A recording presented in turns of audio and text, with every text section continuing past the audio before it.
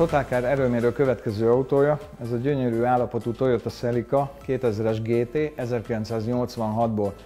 Én hiszek abba, hogy nem csak az autógyáraknak, hanem az országoknak is van egy ilyen stratégiája, bizonyos korszakai, amikor a terméküket megpróbálják egy-egy piacra benyomni, pozícionálni, és ez tipikusan az volt a 80-as években a japánoknak, amikor ez az úgynevezett bizonyítós korszakuk volt, amikor megpróbáltak nagyobb mennyiségben betörni ide az európai piacra, de még nem voltak európai japán gyárak, mint ahogy manapságnál több is van, hanem ott gyártották kint Japánban az autót, viszont valahogy egy olyan minőséget kellett produkálniuk, hogy az európai vásárló elfogadja.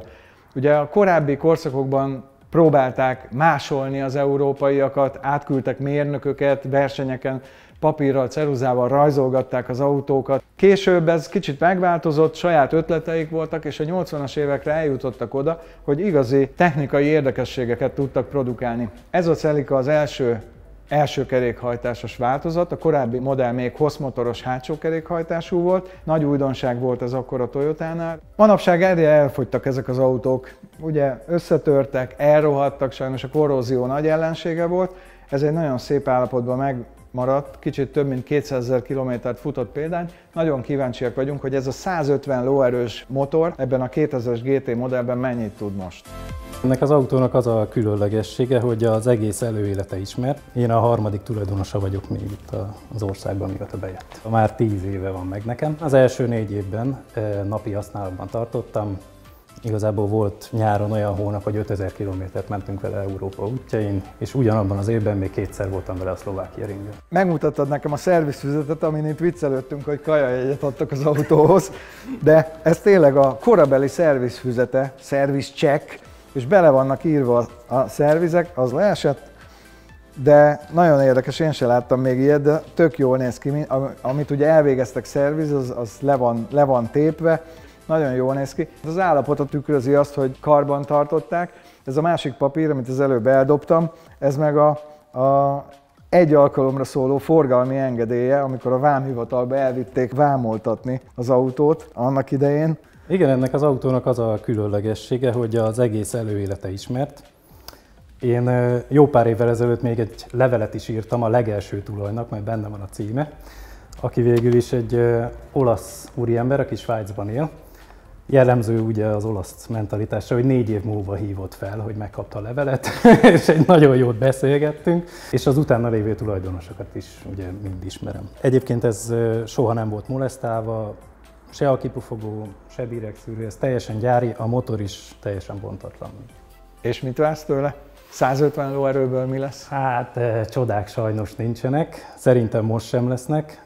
Már pár hét állás után azért néha füstjelekkel jelzi, hogy be lett indítva, úgyhogy szerintem ott már azért vannak egészségügyi problémák, de amúgy jól húz, tehát én egy 135 lóerővel már azt mondom, hogy elégedett lennék. Jó, te 135-öt mondasz, én 140-et, és akkor most meglátjuk.